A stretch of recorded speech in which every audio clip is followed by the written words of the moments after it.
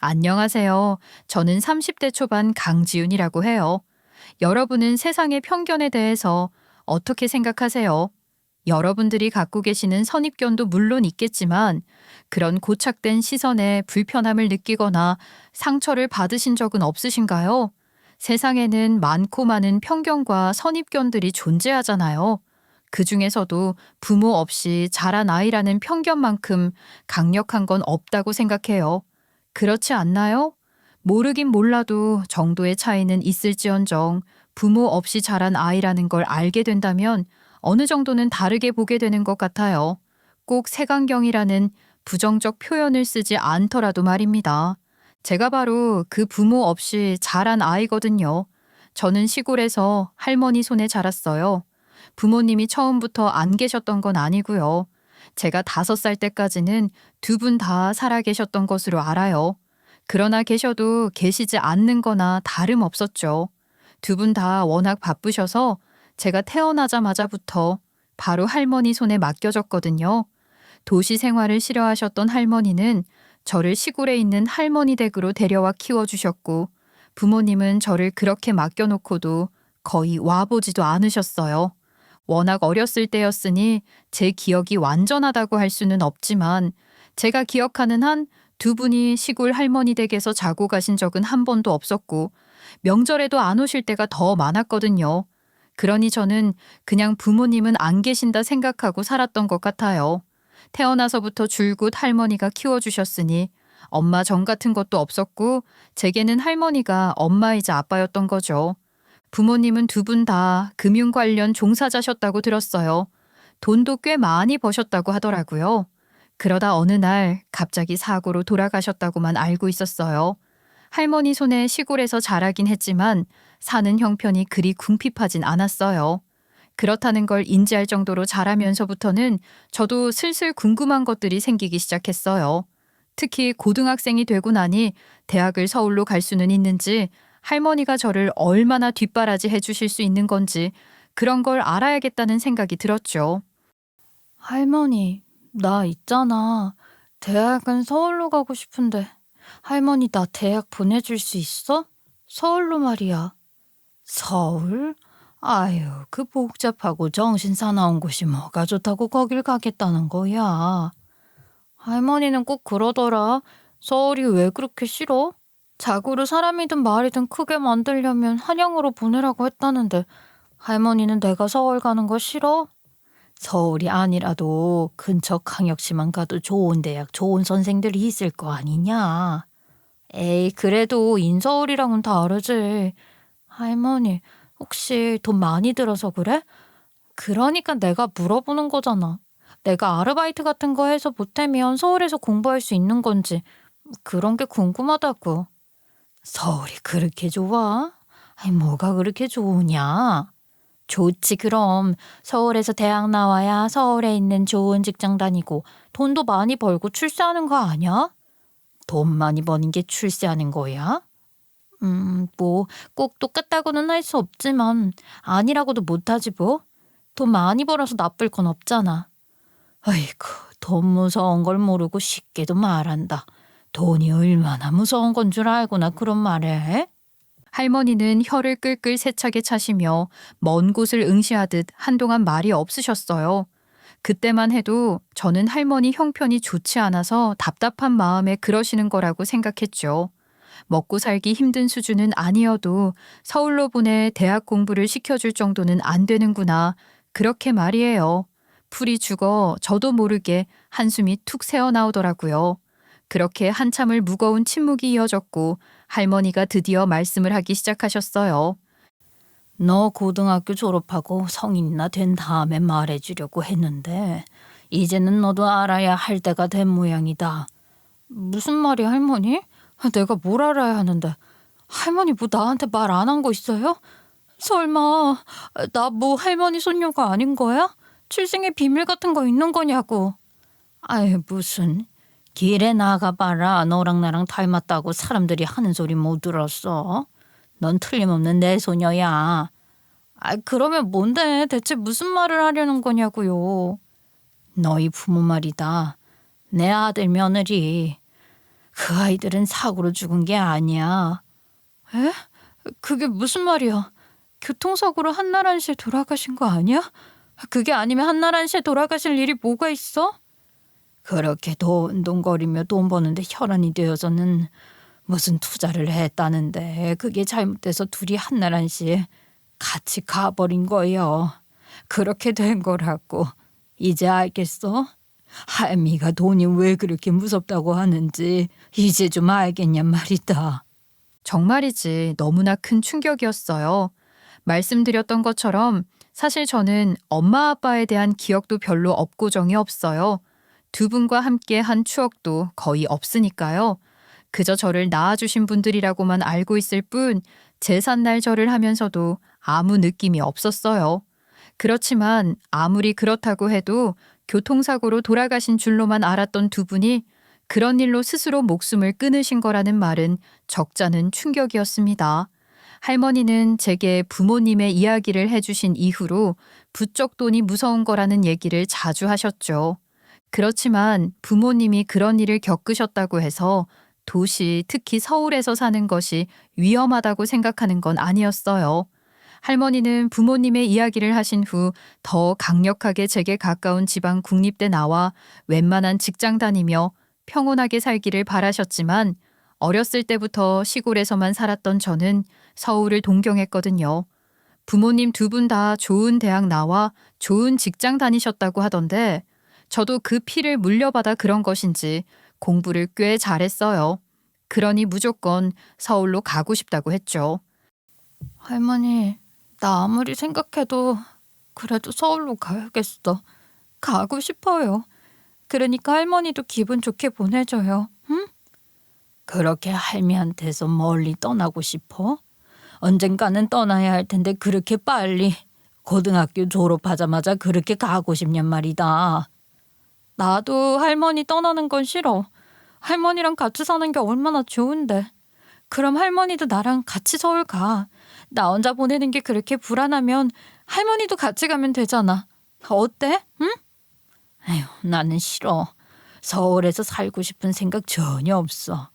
오죽하면 내가 피똥인 너를 여기 데려와서 네 부모랑 떨어뜨려 놓고 키웠겠니? 나는 여기서 사는 게 좋아. 난 서울이 좋아. 살아보고도 싶고 한 번이라도 살아봐야 좋은지 싫은지 알 거 아니야. 할머니, 나는 엄마 아빠처럼은 안 될 테니까 걱정 마세요. 할머니가 뭘 걱정하는지 아니까 내가 정말 잘할게. 응? 제가 그렇게 서울 서울 노래를 부르니 결국 할머니도 제 고집을 꺾지 못하셨어요. 자식 이기는 부모도 없다는데 손녀딸을 어떻게 이기시겠냐고요. 그렇게 저는 소원하던 서울에 있는 대학에 진학할 수 있었습니다. 시골에서만 자란 제게 서울은 별천지였어요. TV나 인터넷 같은 매체로 보던 것과는 완전히 달랐죠. 시골에서 자랐어도 지는 거 싫어하고 꿀리는 것도 싫어서 서울 가기 전부터 촌티 안 내려고 얼마나 많이 알아보고 조사했는데요. 잠자는 것도 잊어버리고 이것저것 닥치는 대로 파고들었어요. 눈 감으면 서울 지도가 눈앞에 훤하게 그려졌고 자려고 누우면 천장에도 서울 시내 곳곳에 유명한 곳들이 불쑥불쑥 튀어나오고 그럴 정도로 서울 생각만 했답니다. 그럼 뭐 하냐고요. 실제로 대면한 서울은 정말 거대하고 대단한 도시였죠. TV나 컴퓨터 같은 작은 화면에 가둬놓고 보던 서울은 이제 어느 정도 파악이 됐다 싶었는데 전혀 아니었던 겁니다. 서울역에 내리는 순간부터 기가 팍 죽더라고요. 어디가 어딘지 방향부터 아예 모르겠고 모든 게 복잡하기만 했어요. 사람들은 또 어찌나 많은지 게다가 다들 자기들이 어디로 가야 하는지 알고 있는 사람들처럼 엄청 빠르게 걷는 거예요. 그 속에서 저만 어리바리하게 어찌할 줄 모르는 그야말로 촌놈 티를 팍팍 내고 있었던 겁니다. 그래도 금방 적응했어요. 사실 따지고 보면 서울 토박이가 얼마나 되겠어요? 다들 촌놈들 아니냐고요. 다들 처음엔 저처럼 촌놈 티 내며 다녔을 거다 생각하니 별거 아니다 싶은 거예요. 제가 또 자신감 하나는 끝내주고 뻔치도 좋고 어디 가서 남에게 꿀리는 성격이 아니랍니다. 그러니 친구도 금방 사귀고 그렇게 서울 생활에도 익숙해져 갔던 것 같아요. 그러니 대학 생활도 얼마나 재밌게 잘 했겠어요. 학과 생활은 물론이고 대외 활동도 정말 열심히 다양하게 해봤어요. 서울까지 왔는데 그동안 시골에 살면서 못 해봤던 거 다 해보겠다는 듯이 할 수 있는 건 다 해보려고 했던 것 같아요. 그렇게 경험을 쌓다 보니 무언가를 바라보고 판단하는 기준도 많이 달라지는 게 느껴지더라고요. 제일 큰 변화는 취업에 대한 생각이었어요. 사실 전 무조건 대기업 입사를 목표로 한다고 생각했었거든요. 그러려고 서울까지 왔다고 생각했으니까요. 근데 가만 보니 대기업만이 답이 아니고 대기업이 최고인 것도 아닌 거예요. 대기업 입사를 인생 목표라고 공공연하게 떠들고 다녔던 게 부끄러울 지경이었습니다. 그러면서 관심을 갖게 된 게 외국계 기업이었어요. 자유로운 분위기와 효율적이고 수평적인 업무 방식, 거기에 정당한 보상까지 보장되는 기업들이 눈에 들어왔죠. 그런 기업에 비하면 대기업은 생각만 해도 숨이 턱 막힌다 싶을 정도로 제 생각이 바뀌어 버린 겁니다. 목표가 바뀌었으니 전략도 바뀌어야죠. 그전에도 외국어 공부를 하긴 했으나 딱 필요한 만큼만 하면 된다고 생각했었는데 외국계 기업 입사를 목표로 하려면 영어 공부에 훨씬 더 투자를 많이 해야겠다 싶더라고요. 제가 또 한다면 하는 아이 아니겠어요? 영어만 죽자고 파서 유학이나 교환학생 같은 경험 없이도 제가 가고 싶었던 외국계 기업에 입사할 수 있었어요. 막상 입사를 하고 보니 모든 것이 제가 예상한 것과 같지는 않았지만 그래도 대체적으로 만족하며 직장 생활을 했습니다. 적절한 수준의 워라밸도 추구하면서 말이에요. 그러다 제가 관심을 갖게 된 게 스페인어 공부였어요. 외국계 기업에서 일을 하니 영어는 필수, 기본인 거고 영어 외에 하나 정도는 더 할 줄 아는 외국어가 있으면 좋겠다는 생각이 들었던 거예요. 뭐가 좋을까 생각하다가 스페인은 물론이고 중남미 대부분의 나라들 그리고 일부 미국에서도 통용되는 등 활용도가 높은 스페인어를 배워보자는 생각을 한 겁니다. 온라인으로 어학 공부를 하는 건 제 스타일이 아니라 대면 수업이 가능한 학원을 알아보고 등록해서 다니기 시작했어요. 그러다 같은 반에서 수업 듣는 사람들이 동호회를 추천해줘서 거기도 나가봤다죠. 거긴 학원이랑은 분위기가 완전히 달랐어요.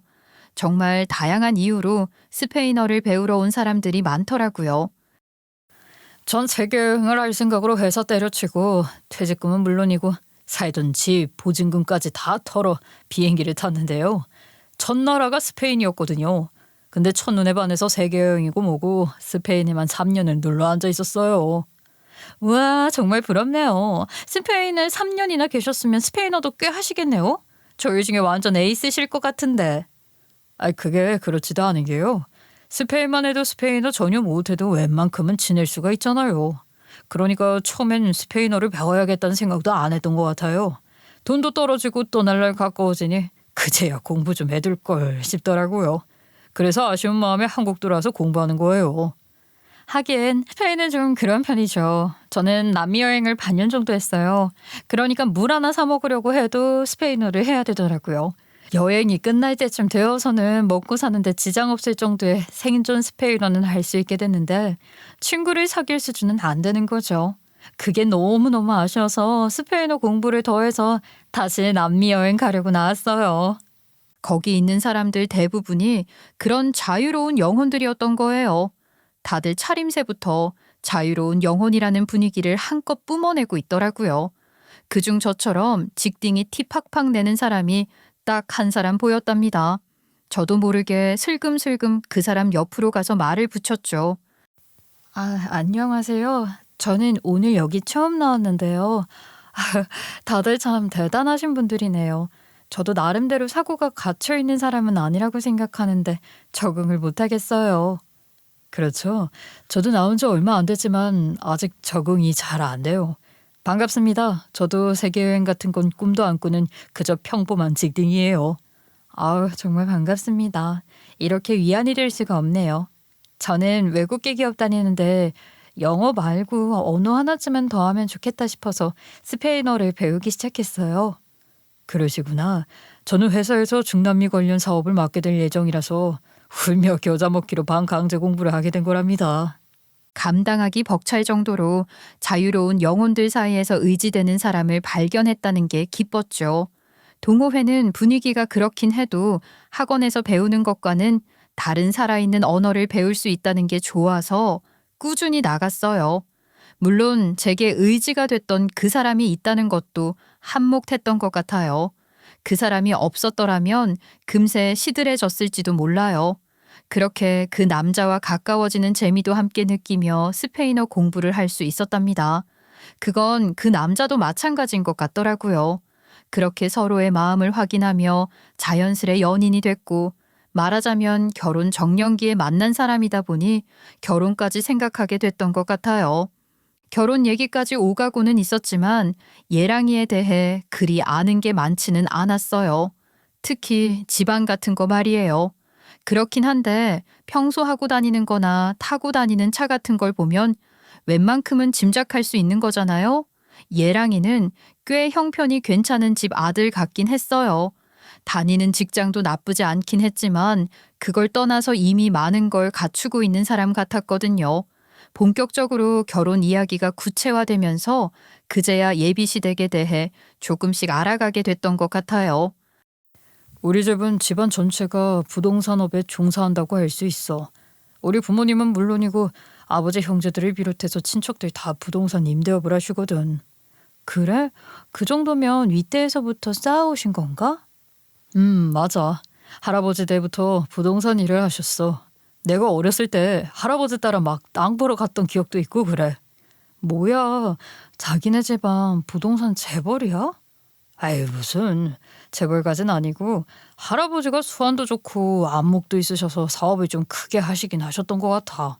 그걸로 온 친척들이 지금까지 다 먹고 사는 걸 보면 말이야. 아이고 약간 나 기죽으려고 하네. 나는 자기도 알다시피 부모님은 일찍 돌아가셨고 시골에 계시는 우리 할머니가 나를 키워주셨잖아. 자기네 집안 어르신들이 나를 마음에 들어 하실지 모르겠다. 솔직히 걱정돼. 아유 걱정하지 마. 너처럼 능력 있고 긍정적이고 밝은 사람을 마음에 안 들어하는 게 더 어려울 테니까 말이야. 예랑이가 그렇게 위로를 해주니 한결 마음이 편해지는 것 같긴 했어요. 그렇죠. 제가 자신감을 잃을 이유가 없다 생각하기로 했어요. 보아하니 선대로부터 부동산 꽤나 굴린 부잣집인 것 같은데 결혼할 사람 집안이 부자인 게 나쁠 건 없잖아요. 그때까지만 해도 저는 저 스스로 잘났다고 생각하고 꿀릴 것 없다 하며 자신감을 가지자 하고 스스로 파이팅을 했던 것 같아요. 예랑이 집안이 부자라는 이유로 위축될 게 아니라 좋은 것만 생각하자고 말이에요. 그러나 예비 시모를 만나고 난 후 그런 게 아니란 걸 깨닫고 말았습니다. 예비 시모는 엄청나게 교양 있는 척을 하는 분이셨지만 실상은 신분과 격을 엄격하게 따지는 전형적인 속물이었거든요. 그건 예비 시모와 대면한 지 5분도 되지 않아 바로 알 수 있었어요. 강지은이라고 했나? 우리 아들이 만나는 아이라고 하니 나도 편하게 생각하고 말도 편하게 할게요. 그래도 되겠죠? 그럼요, 어머님. 그렇게 해주시는 게 저도 더 편하고 좋아요. 편하게 해주세요. 그래, 시골에서 할머니 손에 자랐다고? 그 부모님은 언제 돌아가셨어? 제가 5살 때 돌아가셨어요, 사고로. 저도 모르게 부모님이 사고로 돌아가셨다고 말하게 되더라고요. 사실 그때까지 예랑이에게도 저희 부모님에 대해 제대로 말하지 못했어요. 저한테 치명적인 상처가 됐던 건 아니지만 그 얘기를 처음 들었을 때 충격적이긴 했으니까요. 그 얘기를 꺼내는 게 쉽지는 않았던 거예요. 예비 시모 앞에서도 그런 얘기를 하고 보니 예랑이에게는 그날 당장이라도 사실대로 얘기를 해야겠다는 생각이 들긴 했죠. 하여간 예비 시모에게는 그냥 그렇게 말씀드릴 수밖에 없었습니다. 얼마나 알고 있는지 모르지만 우리 집안은 집안 전체가 하나의 기업이라고 할 수 있지. 그러니 다른 집들보다 형제간이나 사촌들 간의 교류도 많고 며느리들 간에도 네트워크가 상당히 돈독한 편이야. 네, 친척들끼리 가깝게 지내는 게 참 좋아 보여요. 저는 친척도 없어서 거의 할머니랑 둘만 지냈거든요. 그래서 친척 많은 친구들이 늘 부러웠어요. 좋은 점도 많지. 근데 그렇게 좋은 면만 있는 건 아니란다.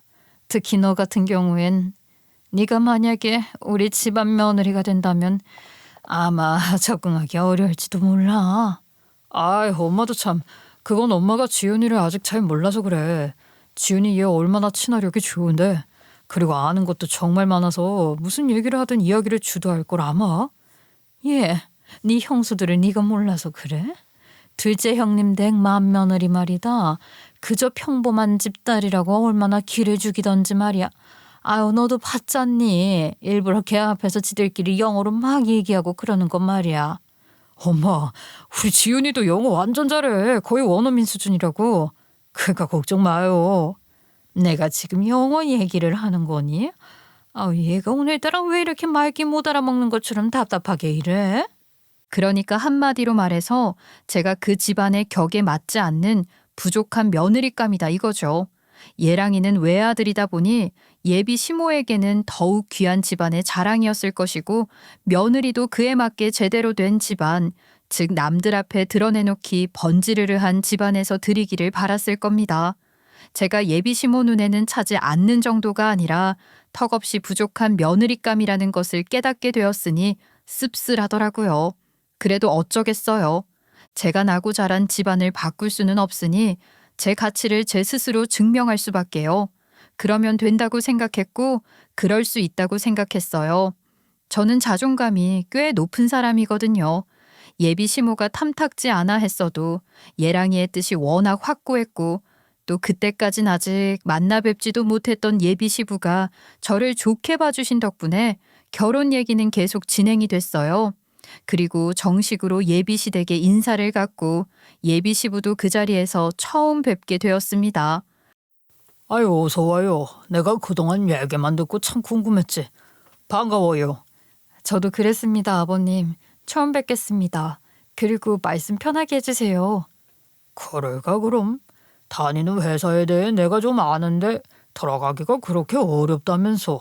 좋은 회사에 다니고 있더군. 아, 네. 저도 대기업 입사만 생각하다가 지금 다니는 회사에 대해서 알게 된 후로는 마음이 바뀐 거예요. 무엇보다 능력에 맞는 대우를 받는다는 게 매력적이었어요. 직책이 있긴 하지만 관계가 수평적이라는 것도 마음에 들고요. 물론 완벽하게 그렇다고 할 순 없지만 기타 다른 우리나라 기업에 비하면 확실히 그렇더라고요. 그렇군요. 다니는 회사만큼이나 지훈 양 생각도 진취적인 것 같아서 마음에 드네. 우리 아들이 아주 똑똑한 아가씨를 데려왔네. 역시 아버지가 사람 볼 줄 아신다니까.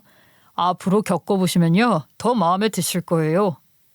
예비 시어머니는 여전히 표정을 풀어주지 않았지만 그래도 괜찮다 싶었어요. 예비 시아버지가 저를 그렇게 좋게 봐주시니 예비 시어머니도 언젠가는 알아주실 날이 있겠지 했으니까요. 그나저나 너희들 신혼집 말이다. 명색이 시댁이 부동산으로 먹고 사는 집안인데 너희들 신혼집은 내가 해줘야지. 그거 걱정 말고 마음대로 골라봐. 어디든 너희들 살기 좋은 곳으로 골라서 돌아갈 수 있게 해줄 참이야. 아버지 정말이세요? 그렇잖아도 신혼집 문제 상의를 드리려고 했거든요. 와, 이제 슬슬 집도 알아봐야 해서요. 벌써 집부터 알아보려고 했니? 아직 상견례도 안 했는데. 집이라는 게 딱 마음에 드는 집을 만나기가 어려니 미리미리 알아보는 게 좋지. 하여간에 이젠 걱정 마라. 니들 신혼집은 내가 책임져. 시댁이 부동산 부자라는 게 그렇게 실감이 나더라고요. 예비 시부가 그렇게 호언장담을 하시니 든든하기도 하고 인정받는 것 같은 기분이 들어서 좋았던 것 같아요. 예비 시모는 그런 예비 시부에게 마음에 안 든다는 티를 내기는 했지만 시댁에서 그 정도 해주는 건 일도 아니라는 듯한 발언을 하며 거들고 나서기도 하시더라고요. 이래서 부자 시댁 찾는 건가 싶은 생각도 들고 솔직히 좋긴 좋았습니다. 이걸 속물근성이라고 하면 어쩔 수 없지만 신혼집 해주겠다는 시댁을 마다할 이유도 없는 것 아니겠어요? 요즘 같은 세상에 신혼집을 해주겠다고 자신 있게 척 나서주시는 시댁이 있는 건 정말 감사한 일이죠. 그러니 좋기만 했던 것 같아요. 그런데 호언장담했던 것에 비해 신혼집에 대한 진행이 더딘 거예요. 어느 동네가 좋겠냐 그런 얘기가 좀 오가긴 했는데 그리고는 감감무소식인 거죠. 예랑이도 아무 말 없는데 제가 먼저 나서서 신혼집 어떻게 되어가고 있냐 물을 수도 없고 그저 기다릴 수밖에요. 그러는 사이 상견례 날짜가 먼저 잡혔습니다. 저는 당연히 평생 저를 부모님 대신 키워주신 할머니를 모시고 갈 생각이었죠. 할머니 손잡고 상견례에 갈 작정으로 하루 먼저 제가 시골에 내려갔어요. 저희 할머니 아시죠? 서울 싫어하시는 거 말이에요. 서울 오는 거 안 좋아하시는 우리 할머니 생각해서 제가 직접 모셔올 생각으로 내려간 거랍니다. 모처럼 할머니랑 오붓한 시간도 보내고 그럼 좋으니까요. 아이고, 뭐하러 여기까지 내려와. 아무리 그래도 할미가 네 상견례 날 안 나타날까봐 잡으러 왔냐? 할머니는 혹시 또 모르지. 아침에 일어나서 갑자기 마음 바뀌면 어떡해. 할머니가 서울을 좀 싫어하셔야지 말이야. 서울이 아무리 싫어도 소녀딸 시집 가는데 죄를 뿌릴 수야 있나. 그래, 시집 간다 생각하니 좋아? 할머니 좋아. 할머니도 그 사람 만나보셨으니까 아실 거 아니야.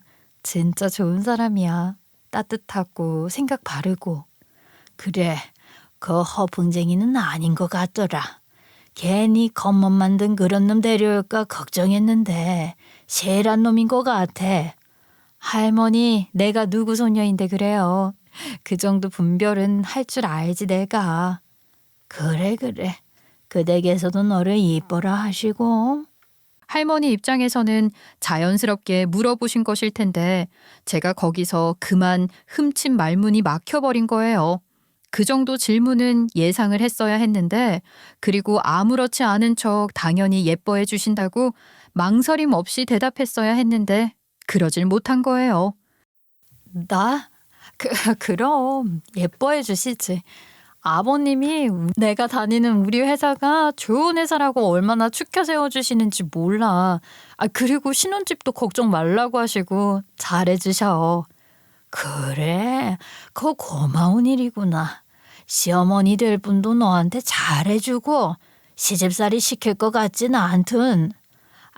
시댁 들어가 사는 것도 아닌데 시집살이는 뭐. 외아들이라며 걷게 키운 아들 뺏긴다 생각하면 아들 가든 엄마들은 그럴 수도 있는 거지. 뭐야? 할머니도 그랬어? 아빠 외아들이었잖아. 할머니도 그래서 우리 엄마 시집살이 시켰어? 아휴, 나야 네 애미 얼굴 보기도 어려웠던 사람 아니냐. 그 말 돌리지 말고 부모 없이 자랐다고 얕잡아 보고 그러진 않지. 안 그래, 할머니. 그런 거 없어요. 어디 그랬다간 봐라.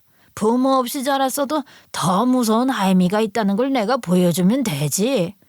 어휴, 우리 할머니가 이렇게 든든한데 내가 무슨 걱정이야? 알았어. 시집살이 시키려고 하시면 내가 바로 우리 할머니한테 일러야지.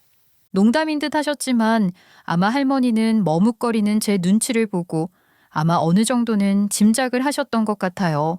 그런 부잣집에서 할머니 손에 자란 저를 못마땅해 할 수도 있다는 것쯤은 할머니도 이미 생각하고 계셨던 것 같기도 했어요.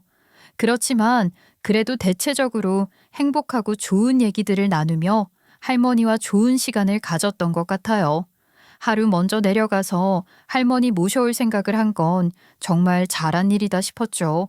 그렇게 상견례 날 당일 아침을 맞아 일찍부터 서둘러 할머니 모시고 서울로 올라왔습니다. 잠이 좀 부족한 듯 했지만 하나도 안 피곤했어요. 기분이 좋았으니까요. 그렇게 좋은 마음으로 상견례 자리에 나갔는데 예비 시모는 첫 마디부터 그런 제 기분을 송두리째 뒤집어 버리는 겁니다. 서두른다고 서둘렀어도 서울 시내에서 오는 거랑은 같나요? 그래도 제가 먼저 도착해 있고 싶었는데 저희 시부가 워낙 시간 개념이 철저하신 분이라 일찍 도착하셨더라고요. 그렇다고 저랑 할머니가 늦은 것도 아니고 시간 맞춰 도착을 하긴 했거든요. 그런데도 예비 시모는 싫은 티를 내는 거죠. 예, 너는 이런 날 좀 여유 있게 움직일 것이지. 어떻게 이렇게 시간에 딱 맞춰서 들어오니?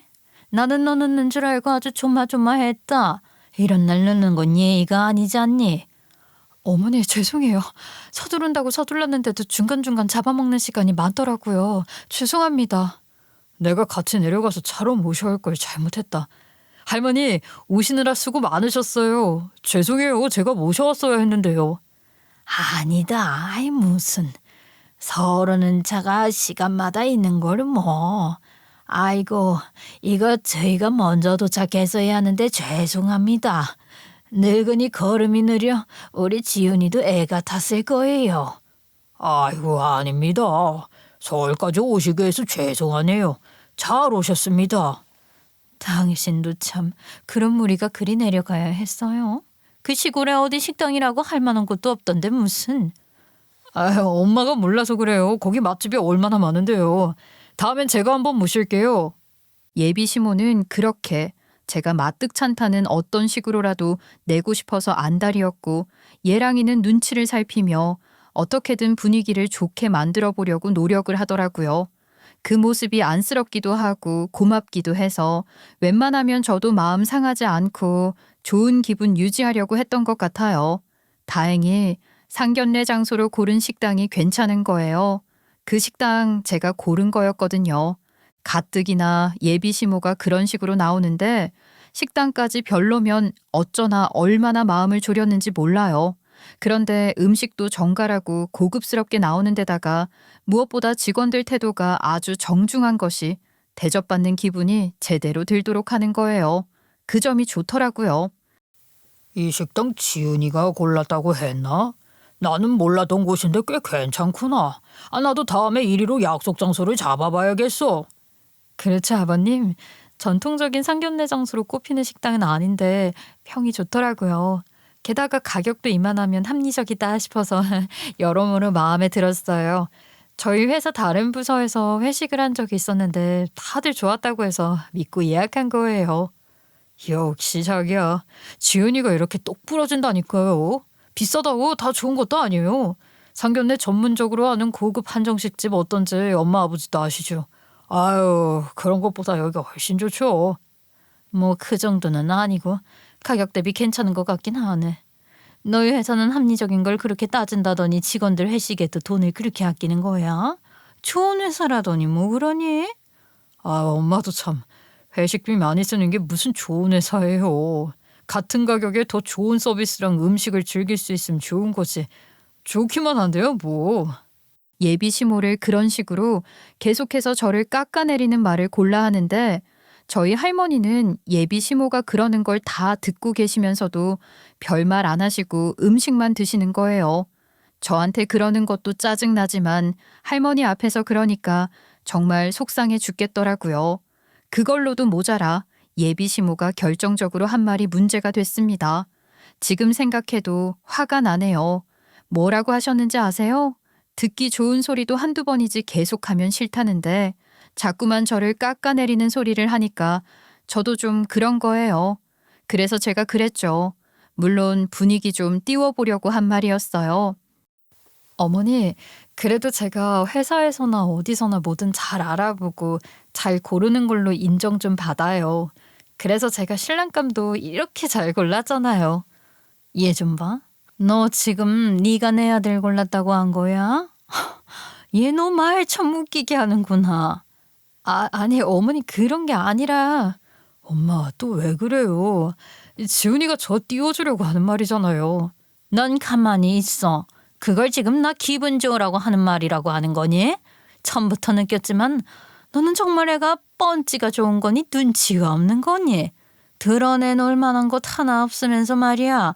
유난스럽게 시골 가서 할머니 모시고 오네 어쩌냐는 것부터가 마음에 안 들었어. 부모도 없이 노인네 손에 자란 걸 자랑이라고 하고 싶은 거니? 어머니 아무리 그러셔도 어떻게 그런 말씀을. 저희 할머니도 계시는데 정말 너무하시는 거 아니세요? 내가 무슨 틀린 말 했니? 편부모든 조손 가정이든 부모 없이 컸다는 건 확실히 찜찜한 거지.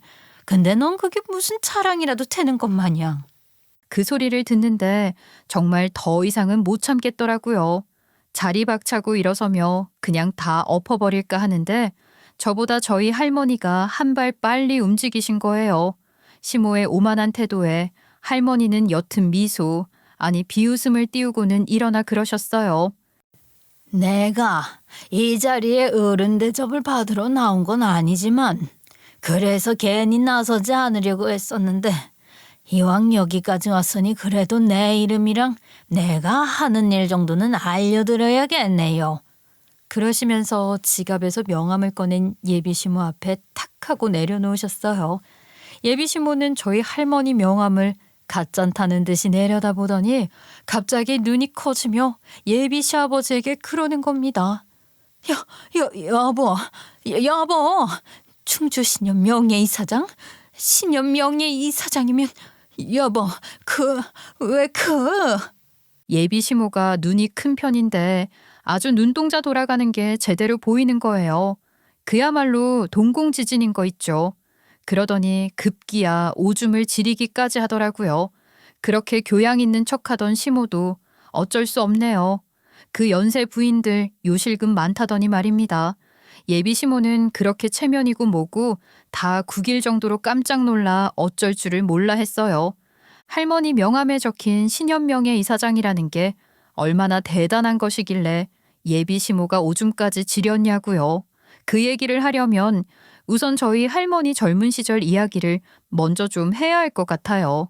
저희 할머니는 지역 신협에서 오래 일하셨던 분이세요. 임원까지 하실 정도로 능력도 인정받으셨죠.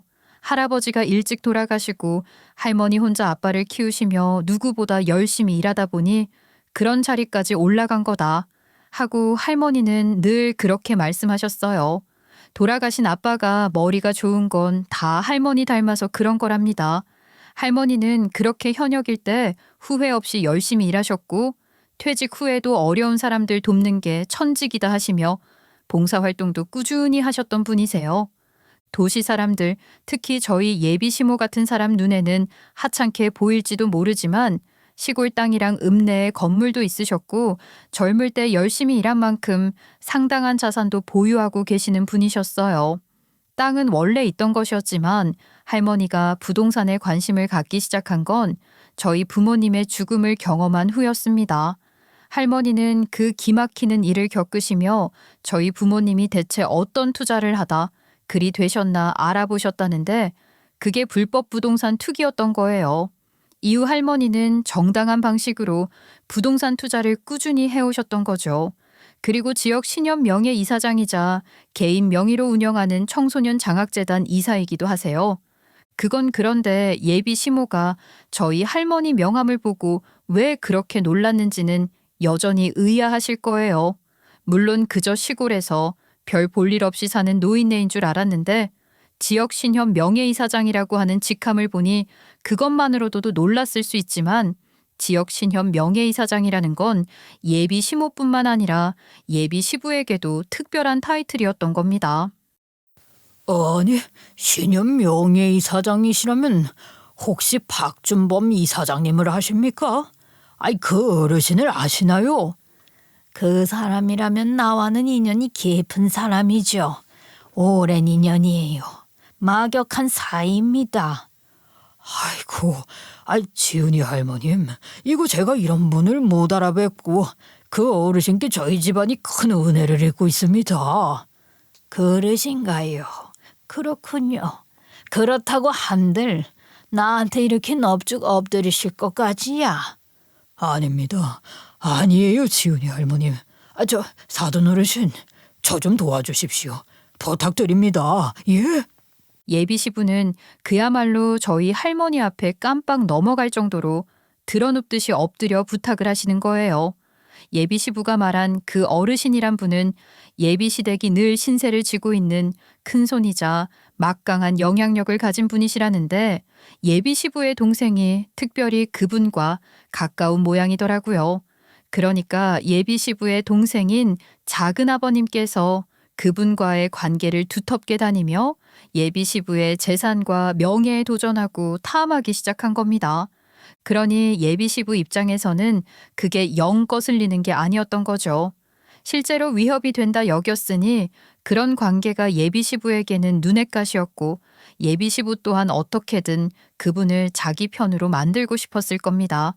그게 아니라면 그 사람 정도 되는 영향력 있는 금융권 거물과 관계를 맺고 싶어서 호시탐탐 기회를 노리는 중이었던 거죠. 말하자면 저희 할머니 같은 사람이 예비 시부에게는 꼭 필요한 사람이었던 게 아니고 뭐겠어요. 사돈 어르신, 제발 저 좀 도와주십시오. 제가 요즘 정말 죽을 맛입니다. 어르신 같은 분께서 든든하게 제 편을 들어주시면 얼마나 좋겠어요. 아이고, 제가 이렇게 사돈복이 있었나 봅니다. 나는 그리 대단한 사람이 아니올시다. 그러니 손녀딸 상견례에 나와서 이런 푸대접이나 받고 있지 않았겠어요. 할머니가 그저 웃으시며 말에 뼈를 콕하고 박으며 예비 시모 쪽을 지그시 쳐다보셨어요. 그랬더니 예비 시부는 예비 시모를 향해 아주 불호령을 내리는 겁니다. 당신 뭐해? 당장 사과드리지 않고 뭐하냐고. 어서 이리 와서 무릎부터 꿇어. 사돈 어르신, 정말 죄송합니다. 제가 이 마누라 단속 하나 제대로 못하고 제가 참 이렇게 못난 사람입니다. 죄송합니다. 아니 무슨 무릎까지. 뭐야? 지금 그걸 말이라고 해? 지금 일이 얼마나 중요한지 몰라서 그딴 소리를 하냐고. 아유 알았어요. 소리 좀 그만 질러요. 어르신, 죄송합니다. 제가 이런 분이신 걸 못 알아뵙고 큰 겨울내를 했습니다. 노여움 푸시고 저희 좀 도와주세요. 부탁드립니다. 그렇게 예비 시부모는 할머니가 내민 명함 한 장으로 완전히 전세가 역전되어 저희 할머니 앞에 무릎을 꿇고 머리를 조아리고 할 수 있는 모든 것을 다 하겠다는 듯한 공손한 자세가 되어 빌기 시작한 겁니다. 예비 시댁은 대를 잇는 부동산 부자로 겉보기에는 그럴듯했으나 실상 조금만 더 깊게 들여다보면 속으로는 골물대로 골문 집안이었어요. 형제들 친척들 간의 상속 갈등으로 복잡한 상황이었던 거죠. 실제 재산 일부를 정리하기도 하는 등 여전히 혼란한 중이었고 특히 형제들 간 싸움이 치열했는데 예비 시부 바로 아래 동생이 아주 위협적이라고 할 수 있는 상황이었어요. 예비 시부는 예비 시모와 함께 무릎 꿇고 앉아 저희 할머니께 어쩔 줄 몰라 하며 읍소를 하는 것이 무리가 아닌 거죠. 집안의 재산과 권력이 걸린 일이니까요. 이런 분인 걸 쟁장 몰라 뵙고 정말 죄송합니다. 아닌 게 아니라 이런 큰 인연이 또 어디 있겠습니까? 하늘이 돕는 게 아닐까 싶습니다. 사돈 어르신, 저희는 이제 한 가족 아닙니까? 한 배를 탄 거죠. 그러니까 저 좀 도와주십시오. 나는 애초에 그런 일에는 관심도 없지만 우리 손녀딸을 이렇게 못마땅해 하면서 인연은 무슨 인연입니까? 아닙니다. 아니에요. 제가 지은이를 얼마나 이뻐하는데요. 그런 사람이 자기 마누라가 나랑 내 손녀딸을 그리 대하는 걸 보고도 못 들은 척을 해요. 아유, 더 들을 거 없습니다. 나는 내 손녀딸 이런 집에 못 줍니다. 지은이, 너 당장 이 할미 따라 나서라. 할머니는 그렇게 제 손을 이끌고 상견례 자리에서 일어나셨어요. 저 또한 할머니 손을 잡고 그 자리에서 나와 버렸습니다. 예랑이를 사랑하지만 그날 예비 시모가 한 행태는 그러고도 남을 만했으니까요. 상견례가 그렇게 파토가 난 후 예비 시부모는 끈질기게 제게 연락을 해왔어요. 마침 그날로부터 긴 연휴가 이어지고 있었기에 저는 할머니와 함께 시골로 내려가 예랑이의 연락도 받지 않고 있었거든요. 그러니 몸이 다른 예비 시부모가 시골까지 내려온 겁니다. 예비 시부모가 거기까지 찾아와 저희 할머니께 하는 말이란 걸 너무나도 빤한 거죠. 죽을 죄를 지었다 소리까지 하면서 사죄하고 용서를 구하고 또 구하는 거예요. 그렇게 하는 이유는 단 하나, 어떻게든 할머니 마음을 바꿔 이 혼사를 다시 진행하고 그로 인해 저희 할머니 후광을 입고 예비 시부의 동생이 손을 잡고 있다는 그분의 마음을 돌리거나 그게 안 되면 그에 상응하는 영향력을 저희 할머니가 행사해 주기를 바라는 거 아니겠어요? 그러나 할머니는 전혀 그럴 생각이 없으신 분입니다. 상견례 분위기가 아주 좋았고 예비 시모가 그런 오만하고 무례한 행태를 보이지 않았다고 하더라도 저희 할머니 사전에 그런 일을 하시는 건 용납이 안 됐을 거예요. 애초에 권력 다툼 같은 것에는 관심이 없을 뿐더러 아주 혐오하는 분이시니까요. 그런데 상견례 분위기가 그리 되었고 저와 할머니에게 그딴 식으로 행동하는 예비 시모를 봤으니 할머니가 그런 일을 도모해 주실 리가 있나요? 게다가 그런 집에 저를 시집 보낼 수 없다며 결혼 반대 선언하신 것 또한 철회하실 생각이 없으셨어요. 물론 할머니도 예랑이를 마음에 들어 하긴 하셨지만 그런 부모 밑에 자란 자식이라면 그놈도 알 수 없다, 믿을 수 없는 거다 하시며 저를 말리셨으니까요. 그렇게 시끄러운 집안에 왜 들어가려고 하냐고 하시는데 저도 생각이 복잡했습니다. 이러지도 저러지도 못하는 상황이었던 거예요. 그런 상황에서 예랑이가 멕시코로 주재원 발령이 날 예정이라고 하는 거예요. 해당 사업을 예랑이가 맡기로 되어 있긴 했으니 이렇게 빨리 주재원 발령이 날 거라고는 예상을 못 했거든요. 결혼을 하지 않고 예랑이가 주재원으로 멕시코로 가버린다면 최소 2, 3년은 생이별을 하게 되는 셈인데 할머니가 아무리 반대를 하셔도 당장 예랑이와 헤어질 수는 없었어요. 결혼을 말리시지 할머니 마음이 조금 바뀌실 때까지 기다리자 했던 것인데 갑자기 주재원 발령이라니요? 몇 날 며칠 잠도 못 자고 고민을 하다가 저도 큰 결심을 내리게 됐어요. 저희 회사에서도 멕시코와 남미 몇 나라를 새로운 시장으로 개척할 예정이라 주재원 신청을 받기도 했는데 지원자가 없었거든요. 저희 회사는 유럽에 주력을 쏟고 있었으니 다들 유럽 주재원을 꿈꾸지 누가 중남미에 가려고 하겠어요. 치안이나 뭐나 쉽지 않은 동네라고 하니까요. 고민 끝에 제가 그 자리에 지원해서 예랑이와 함께 멕시코로 갈 예정이랍니다. 물론 결혼은 하지 않고 가는 거예요. 같은 도시에 가는 것이긴 하나 회사가 멀어서 우선은 집도 따로 구했어요. 어차피 회사에서 나오는 거기도 하고요. 그렇게 살아보다가 같이 살게 될지도 모르지만 우선 시작은 그렇게 하려고 합니다. 또 모르죠. 내키면 거기서 결혼을 할지도 말이에요. 그렇지만 지금 당장 정해진 건 아무것도 없어요. 모든 가능성을 다 열어놓고 가는 거예요. 어떻게 되더라도 다 의미가 있는 거라고 생각하려고요. 그곳에서 예랑이와의 관계가 더 단단해지거나 혹은 신뢰가 깨어지거나 어떻게 되어도 후회하지 않을 자신이 생겨서 가는 거예요. 예랑이와의 미래를 꿈꾸며 가는 게 아니니까요. 저 자신을 위한 선택을 한 겁니다. 그 선 위에 예랑이와의 관계가 있을 뿐이에요. 할머니, 너무 서운해하지 마. 화내지도 말고, 응? 나 가서 잘하고 올게요. 멕시코라니. 하필이면 그 위험한 곳에 간다고 하니 할미가 걱정이 되지 안 되냐. 아유, 거기도 다 사람 사는 곳이에요. 그리고 내가 사는 곳은 그렇게 위험한 곳도 아니고 내가 사는 동네 완전 부촌이라 걱정할 것도 없어요. 할미가 그놈이랑 결혼하라고 허락해줘도 갈 거야. 어? 결정된 거야. 이젠 할머니가 결혼하라고 해도 내가 좀 더 생각해 보려고. 할머니 말이 맞는 것 같아. 어떤 사람인지 좀 더 겪어볼래요. 그러니까 나 믿고 기분 좋게 보내줘. 그리고 할머니 더 건강하게 계셔야 해요. 예랑이를 처음 만났던 그 스페인어 동호회에서 만났던 자유로운 영혼들이 극찬했던 중남미 여행. 그곳에서 살아보는 생활을 하며 저 스스로도 조금 더 성장하고 싶습니다. 예랑이와의 관계를 떠나 제가 먼저 더 좋은 사람이 되고 싶어요. 앞으로의 인생은 차차 생각해도 늦지 않다고 생각하거든요. 저 아직 젊잖아요. 물론 할머니가 걸리긴 해요. 건강하신 할머니지만 제가 떠나 있는 동안 더 건강하게 잘 지내주시기만을 바랄 뿐입니다. 예랑이나 예비시댁에 대한 생각도 조금 누그러지면 좋겠고요. 하긴 그 사이 제가 예랑이에게 실망해서 헤어질지도 모르죠.